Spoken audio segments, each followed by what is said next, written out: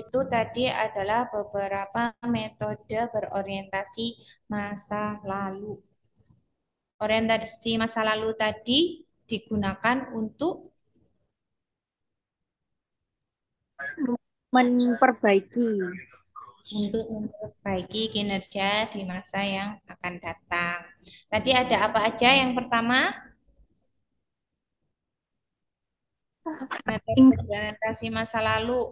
Yang pertama tadi rating skill. ada rating scale dengan cara memberikan peringkat. Yang kedua, Checklist.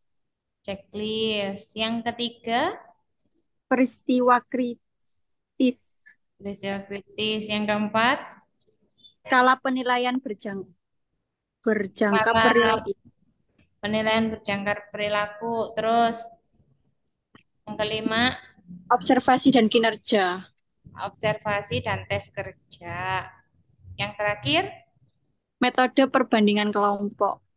metode perbandingan kelompok. Ada berapa tadi yang orientasi masa lalu, Mas Rizaldi? Rizaldi Eka Pranata. Ada berapa Mas yang berorientasi masa lalu, metode yang bisa dipakai? Ada 5 nggak, Bu? Ada 5. Coba, ada 5. Yang pertama, merah. Yang kedua, kuning. Yang ketiga, hijau. Kalau ada 5, yang pertama apa? Metode yang berorientasi masa lalu. Yang pertama apa? Kakak Rizaldi.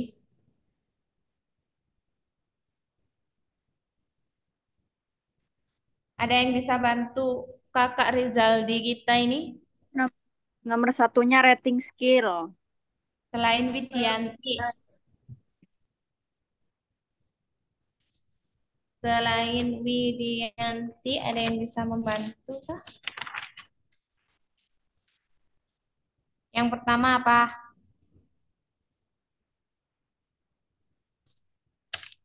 Metode yang pertama.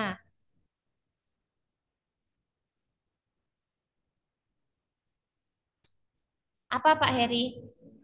Berorientasi masa lalu yang pertama. Metode yang bisa dipakai apa Pak Heri? Skill ya, Bu ya? Apa? Rating skill. Rating, Skill. rating scale, atau skala peringkat. Yang kedua apa Mas Ari?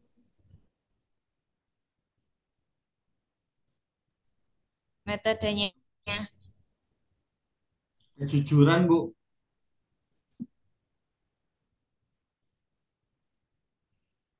Itu kan indikatornya. Cara yang dipakai atau metodenya setelah rating skill apa? Checklist, Bu, checklist. Checklist.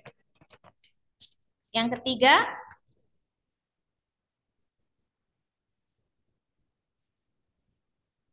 setelah checklist, Jangkar. skala berjangkar perilaku, jangan cuma jangkar doang. Nah, ingatnya jangkar ya, Bu. Skala berjangkar perilaku. Yang Tuh, yang keempat, ketiga bukannya kritis ya, Bu? metode peristiwa kritis. Nggak apa-apa, yang ingat aja. Nggak harus urut. Yang keempat, tuh habis dibahas sama Widianti tuh. Apalagi metode yang bisa dipakai? Yang tadi loh, yang Bandingan kelompok, Bu. baik tiba-tiba terus dalam kurun waktu tertentu kinerjanya buruk. Metode kritik. Nilai yang kritis, Bu. Perilaku Metode kritis. peristiwa kritis. Terus apa lagi? Yang contohnya seorang pilot tadi. Observasi kelompok, Bu. Apa? Observasi. Observasi. Siapa jawab observasi itu? Observasi kelompok. Observasi. Kalau observasi sama tes kerja. Iya. Terus apa lagi? Yang Perbandingan kelompok, terakhir, Bu. perbandingan kelompok. Pak Heri. Oke. Setelah menggunakan metode evaluasi kinerja berdasarkan orientasi masa lalu. Jadi kalau ada masa lalu selalu ada masa Masa depan, Bu. Depan. depan. Nah, kalau di masa lalu tuh kan udah jadi mantan ya. Kita cuman menjadikan dia sebagai pembelajaran untuk memperbaiki di masa depan. Nah, begitu juga dalam evaluasi kinerja karyawan. Menggunakan metode evaluasi kinerja berorientasi masa depan, itu berfokus pada kinerja di masa mendatang dengan mengevaluasi potensi karyawan atau menetapkan sasaran kinerja di masa mendatang secara bersama-sama antara pimpinan dengan karyawan. Jadi secara garis besarnya, metode berorientasi masa depan itu dipakai untuk menggali atau untuk mengetahui potensi yang dimiliki oleh karyawan guna menjalankan kinerja di masa yang akan datang. Sama kayak tadi kan kalau mantan dijadikan pembelajaran nih. Nah, untuk di masa depan itu ada orang baru. Kalau ada orang baru datang, pasti kan kita mau tahu kan, apa yang kamu mau, apa yang ada dalam dirimu yang bisa berguna untuk masa depan kita? Potensi apa yang kau miliki untuk membahagiakan aku di masa depan? Nah, itu juga dipakai di perusahaan dalam mengevaluasi kinerja karyawan untuk melihat potensi karyawan itu bisa menggunakan metode berorientasi masa depan. Caranya, yang pertama yaitu dengan penilaian diri sendiri. Pernah nggak kalian di perusahaan itu diberikan formulir atau kuesioner untuk menilai diri sendiri? Ya, Bu. Nah, diisi apa itu? Ngisinya jujur atau enggak? Ada yang Ya, jujur enggak, Bu? Setengah, Bu. Kan nanti biasanya ininya kesan lagi. waktu ngisi kuesioner tuh untuk menilai diri sendiri, ini kan pernyataannya itu pasti ada yang gini. Saya selalu datang tepat waktu. Saya adalah orang yang selalu teliti dalam melaksanakan pekerjaan. Saya tidak memiliki riwayat penyakit yang berat. Saya berpengalaman di bidang administrasi.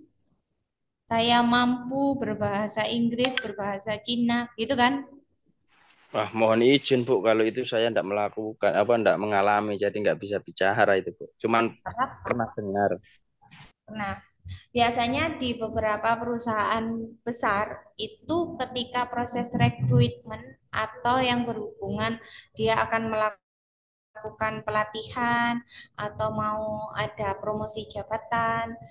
Tapi yang lebih banyak sih biasanya dilakukan pada saat open recruitment. Untuk mengetahui dan menggali potensi karyawan itu pada saat psikotes itu diberikan lembar pernyataan kuesioner untuk karyawan diberikan kesempatan untuk menilai diri sendiri. Nah, kalau kalian, kan ini Pak Agus belum pernah ya. Nanti misalnya di perusahaan ternyata ada proses seperti itu, proses penilaian diri sendiri, hendaknya diisi dengan sejujur mungkin. Gunanya untuk apa? Gunanya agar potensi yang kalian miliki ini nantinya bisa mendapatkan tempat atau wadah yang benar di perusahaan. Jadi kalau kalian memang mahir di keuangan, ya isi yang keuangan, jangan isi yang saya mahir administrasi. Nanti ditempatkan di administrasi, ternyata kerjanya nggak baik. Ternyata potensinya tidak bisa tersalurkan dengan baik. Jadi pada saat ada penilaian diri sendiri yang dilakukan oleh perusahaan, hendaknya diisi sejujur mungkin. Jadi metode yang berorientasi masa depan yang pertama itu bisa menggunakan penilaian diri sendiri. Menilai, aku bisanya apa, kelebihan saya apa, kelemahan saya apa. Nah, itu diisi secara jujur. Next, manajemen by objective. Manajemen by objective adalah sebuah program manajemen yang melibatkan pegawai dalam pengambilan keputusan untuk menentukan sasaran-sasaran yang dicapai. Prosedurnya, atasan menginformasikan tujuan yang akan dicapai unit kerjanya, yang merupakan tujuan yang lebih atas dengan kemungkinan tantangan yang dihadapi. Kemudian setiap karyawan menentukan tujuan masing-masing yang dirundingkan dengan atasan. Jadi secara garis besarnya, manajemen by objektif ini adalah bekerja sama dengan karyawan untuk sama-sama menentukan strategi yang tepat guna mencapai tujuan perusahaan. Contoh, perusahaan memiliki tujuan ingin menjadi salah satu perusahaan yang berkualitas di Indonesia. Strategi yang dicapai adalah strategi yang akan digunakan adalah contoh 1, memperbaiki pelayanan. 2, meningkatkan mutu atau kualitas produk. Nah, tantangannya misalnya karena banyaknya kompetitor di bidang yang sama. Nah, sistem kerja atau konsep dari manajemen by objektif ini, pimpinan dan karyawan itu rapat bersama. Jadi disampaikan itu tujuan perusahaan di tahun itu apa, strategi yang akan dipakai apa, dan tantangannya apa. Lalu pimpinan dan karyawan sama-sama berunding, sama-sama mencari cara agar strategi yang dipakai ini nantinya bisa digunakan dalam mencapai tujuan perusahaan. Nah, tantangan-tantangannya setelah disampaikan, karyawan diberikan kesempatan untuk menyampaikan aspirasinya atau menyampaikan ide yang dimiliki di depan atau di hadapan atasannya. Jadi misalnya tantangannya tadi karena banyak kompetitor, maka karyawan akan menyampaikan idenya. Nah, bagaimana kalau dalam menghadapi kompetitor ini kita memanfaatkan media sosial, ini. Nah, nanti dari strategi, tujuan, tantangan, dan lembar pelaksanaan ini disetujui oleh karyawan dan pimpinan. Di akhir tahun atau di akhir periode pelaksanaan pekerjaan, sama-sama saling mengevaluasi antara pimpinan dan karyawan. Mengapa tujuan tidak tercapai, mengapa strateginya tidak efektif, mengapa tantangannya masih sulit untuk ditaklukkan atau sulit untuk diatasi, itu dikerjakan bersama. Itu namanya manajemen by objektif. Jadi karyawan diminta untuk sama-sama berpikir untuk mencapai tujuan perusahaan. Next, metode berorientasi masa depan yang bisa dipakai adalah penilaian secara psikologis. Ini biasanya pakai tes psikotes. Kalau kalian sering ada tes psikotes secara berkala, itu adalah metode untuk menilai evaluasi kinerja yang berorientasi di masa depan. Karena dengan tes psikotes ini hampir sama seperti penilaian diri sendiri, cuman psikotes ini sifatnya lebih kompleks. Jadi bukan hanya dilihat dari kemampuan atau potensi, tetapi juga bisa dilihat karakteristik orangnya, semangat dari karyawannya. Pernah ikut psikotes kan? Enggak ya? Masuk kerjanya langsung, jalur dalam. Pernah, Bu. Pernah Psikotes, Bu. Enggak, Bu. Pernah, Bu. Bu, naik gunung, lembah, semuanya. Ya. Pernah kan kalau psikotes itu ada yang pernah ini enggak? Nyusun angka berderet ke atas. Pak, Ya. Bu. Apa? Jelas, Bu. Pernah. Ya kan? 3, 7. Nah, psikotes ini tujuannya untuk menilai itu. Selain menilai dari sisi penilaian diri sendiri karyawan, juga dilihat dari itu karakteristik karyawan tersebut itu bisa dilihat dari hasil tes psikotesnya. Kan itu kalau nyusun angka ke atas, itu kalau makin lama makin ke bawah aja kemampuannya, itu kan bisa terindikasi bahwa dia itu semangat bekerjanya hanya di awal. Di akhir-akhir mudah bosan. Tapi kira-kira itu valid nggak, Bu? Sebenarnya bisa dibilang valid, bisa dibilang enggak sih. Karena kan orang psikotes itu terkadang juga karena pressure kan, secara psikologinya. Kadang mereka tekanannya itu terlalu ambisius, pengen menyelesaikan, aku kudu sampai atas, sampai atas, sampai atas, sampai atas gitu. Di awal itu karena masih semangatnya ada, gitu. Tapi kalau secara psikologisnya di dunia kerja kan emang gitu kan.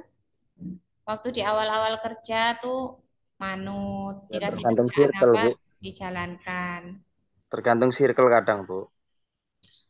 Seiring berjalannya waktu, ternyata semangat-semangat gajinya juga sama. Udahlah, nggak usah terlalu semangat. Ada hubungannya sebenarnya. Iya, Bu. Cuman kadang kan yang umum tergantung circle, Bu.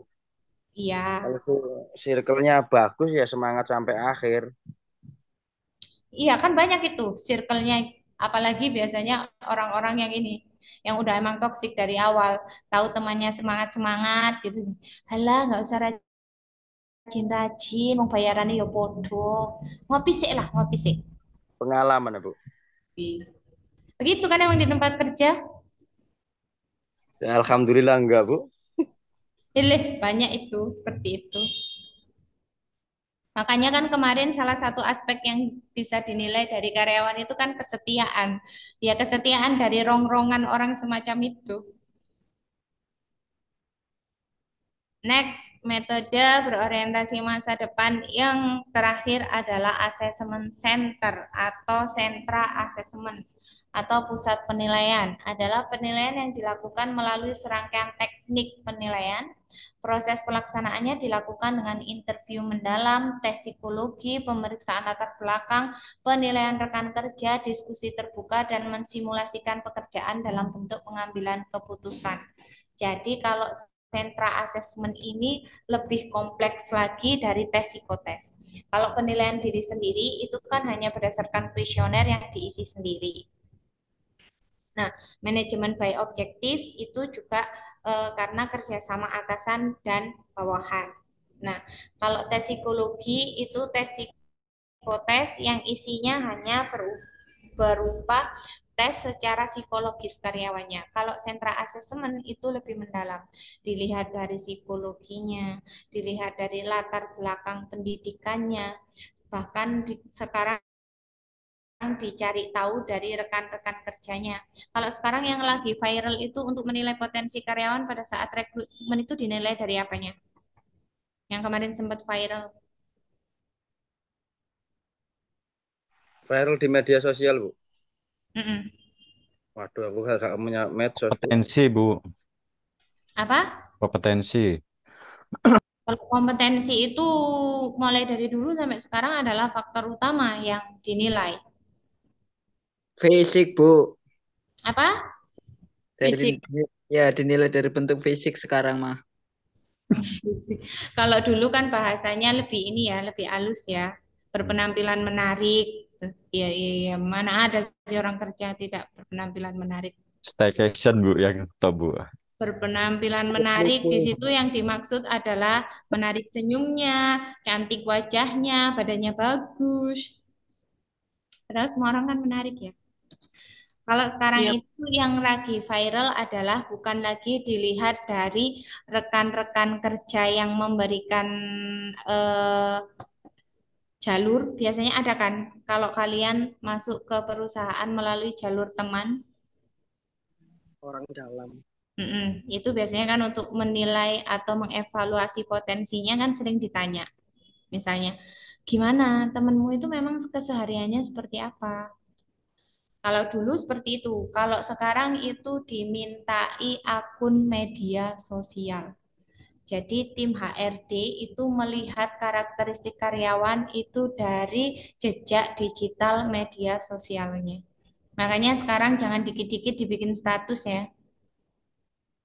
Misalnya nggak cocok sama teman kerjanya, dari suasana kerjanya, upload lah foto, terus captionnya, aku berusaha sabar ya selama ini dari lingkungan yang toksik ini.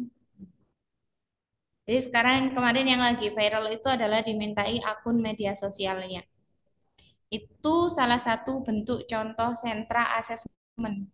Jadi penilaiannya bukan hanya dari psikologi, tetapi juga dari latar belakang orangnya, tingkat pendidikannya, bahkan apakah dari kehidupan bermedia sosialnya untuk saat ini itu juga dilihat. Oke, metode berorientasi masa depan tadi ada,